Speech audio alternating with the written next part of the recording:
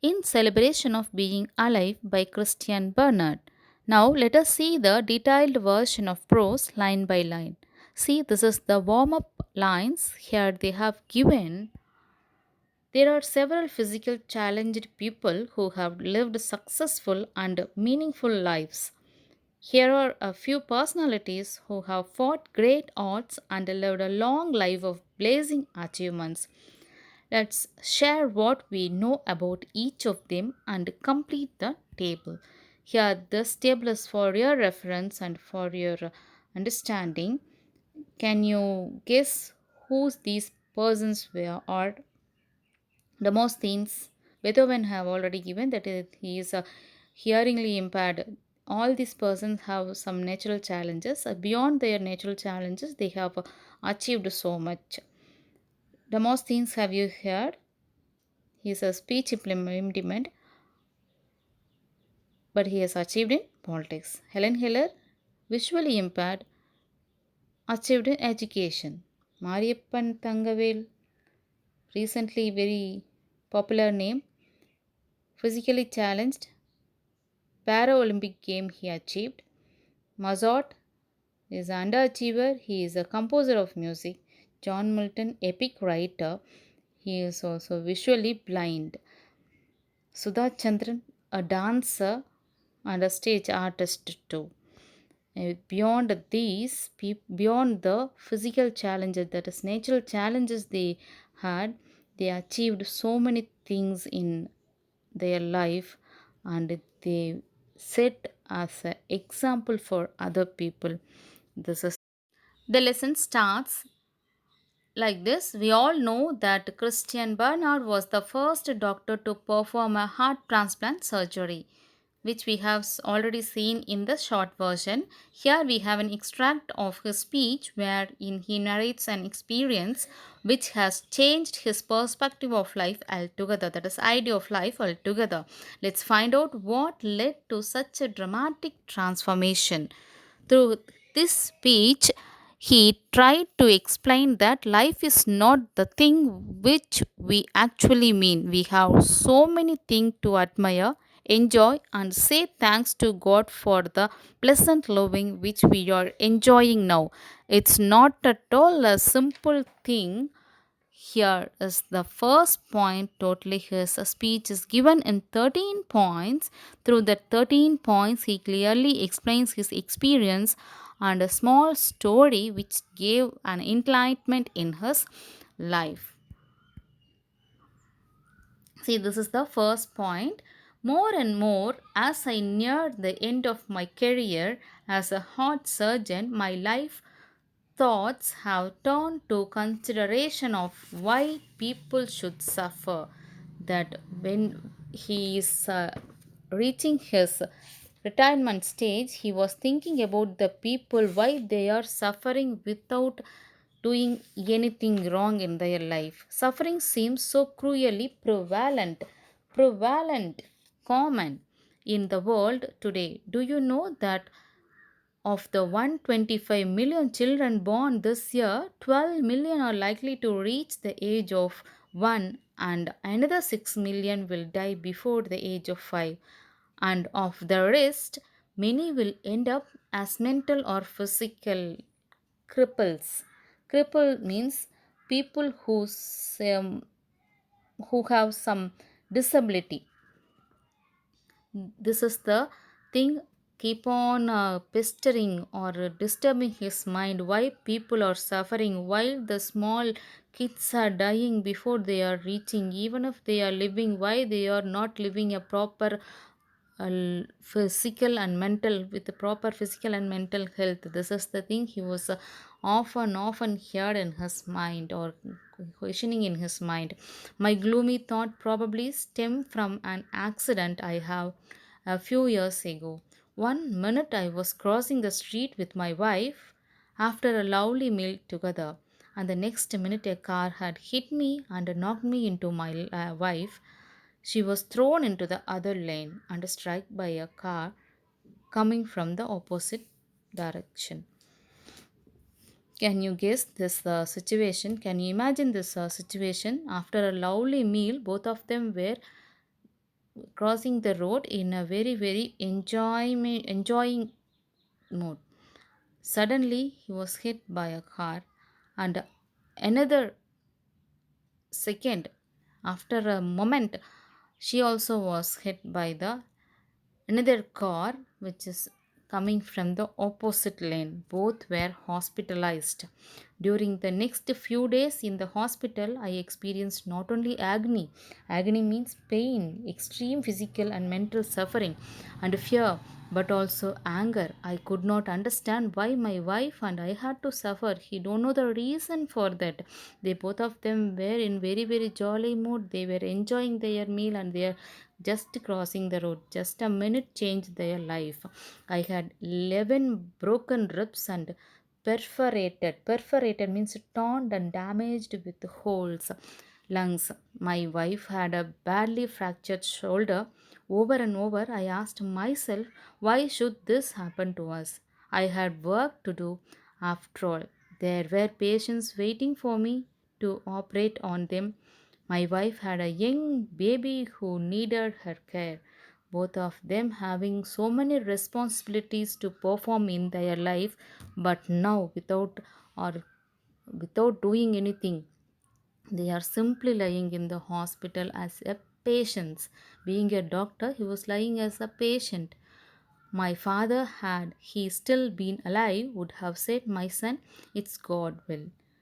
That's the way God tests you. Suffering ennobles. Ennobles means make dignified, morally noble, makes you a better person. Just his father was alive means what he used to say. Just it is the God giving the test to you. Just experience make a man perfect, like that that God is just testing you, just God is molding you, like that.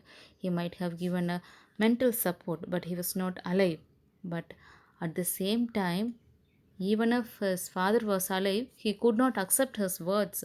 Why? What is the reason for his suffering? He keep on asking. But as a doctor, I see nothing noble in the patient thrashing to move about restlessly around in a sweat-soaked bed, mind clouded in agony, that is pain. Nor can I see any nobility in the crying of a lonely child in a ward at night. If the child is crying in the ward at night, what kind of experience it can have by that pain? If at all God is checking and molding, means why should the God punish the child? That is the question he was asking towards the God and towards his father if he was alive. In those days, they did not have sophisticated heart surgery. That means well advanced heart surgery. I have always found the suffering of children particularly heartbreaking, especially because of their total trust in doctors and nurses. They don't know what is, they did not have any awareness. They totally believe the doctor, whatever they say, it is the truth and that is the real thing. They personify the doctor as a god. They believe you are going to help them. If you can't, they accept their fate. If at all they can't recover the patient, just they think it that they are their fate. They go through mutilating surgery means surgery involving removal of tissues, even at a risk of worsening of the patient's condition. And afterwards they don't complain. Even if the operation ended in failure, they won't complain. That's just they think over their fate and they just go simply without saying, because they are thinking the doctors are the god. Till the sixth point, he was saying about various things. In the first point, he was very much worried about the small kids death, that is among 125 million, only few are living with a very good health. And in the second point, he was saying about their accident. And the third point, he was saying about his pain. And in the fourth point, he was saying about his father's advice. And in the fifth point, he was saying about the general condition of the patients. And in the sixth point, the people's belief on the doctors. And in the seventh point, his total mood is changing. See here, the seventh point. One morning, several years ago, I witnessed what I call the Grand Prix of Cap Town's Red Cross Children's Hospital. It opened my eye to the fact that is truth that I was missing something in all my thinking about suffering. Something basic that was full of solace for me. That is till now I have been thinking that it is the thing of suffering I am always experiencing. But this particular incident has changed my life, he was saying. Solace means what kind of comfort and consolation I am enjoying. In the eighth point, what happened there that morning was that a nurse had left a breakfast trolley unattended, and very soon this trolley was commandeered, that is, taken over by intrepid. Inter means bold and daring crew of two. Crew means group of two. Driver and a mechanic. Two persons took the trolley which was unattended, that is, which was left by the nurse. The mechanic provided motor powered by galloping along behind the trolley, which his head down, while the driver, seated on the mower deck, held on with one hand and steered by scraping his foot on the floor. The choice of roles was easy because the mechanic was totally blind and the driver had only one arm. So they can easily divide their work and they are doing the work, just they are pushing the trolley and enjoying their life. But what is the thing? The ninth point, you just see, they put on quite a show that day, judging by the laughter and the shouts of encouragement from the rest of the patient. Every patient, though they are suffering from mental and physical pain, they are enjoying and encouraging their both the boys. It was a much better entertainment than anything anyone put on that Indianapolis 500 car race.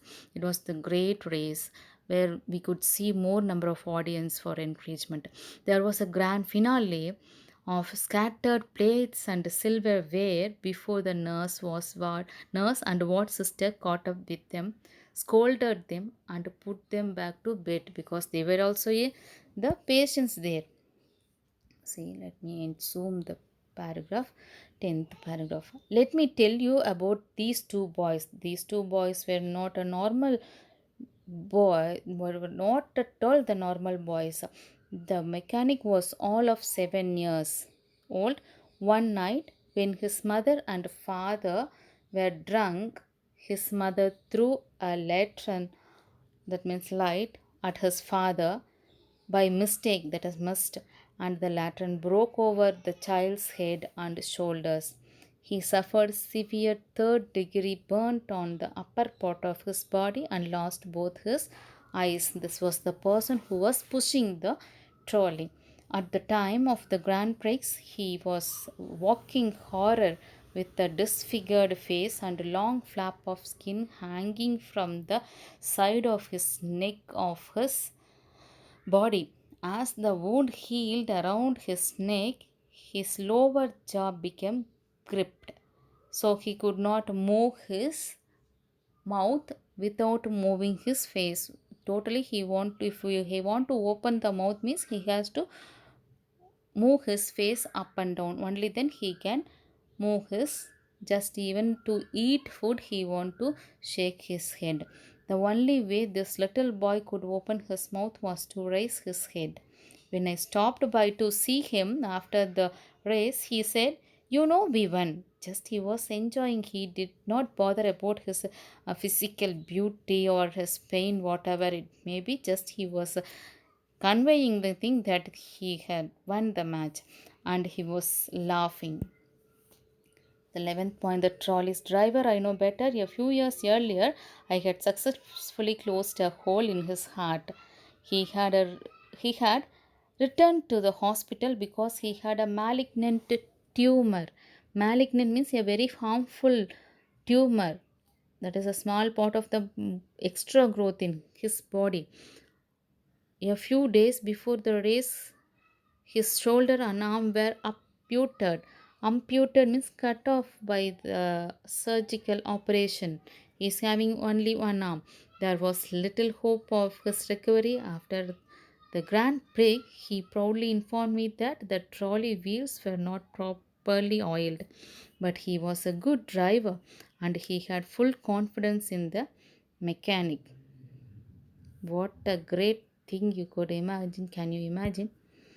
The 12th point. Suddenly I realized that these two children had given me a profound means very deep, very great lesson in getting on with the business of life, because business of loving is joy in the real sense of the word, not just something for pleasure, amusement, recreation. The business of living is the celebration of being alive. Just living is itself a celebration of recreation, relaxation, pleasure, delight. Celebration means we have to celebrate that we are living. I had been looking at suffering from the wrong side. If at all, the boys were also looking in the same way, means they could not even move from the bed, but they have totally forget their suffering and they are enjoying their living. You don't become a better person because you're suffering, but you can become a better person because you have experienced suffering. Suffering cannot make a person a better person, but the experience of suffering can make a person a better. We cannot appreciate light if we haven't known darkness, nor we can appreciate warmth if we have never suffered cold. These children showed me that it's not what you have lost that's important. What is important is what you have left. That what you are going to leave to this world is more important. That is the thing the two boys conveyed to the author. After this incident, he totally changed his life and he started enjoying his life to his extent. Thanks.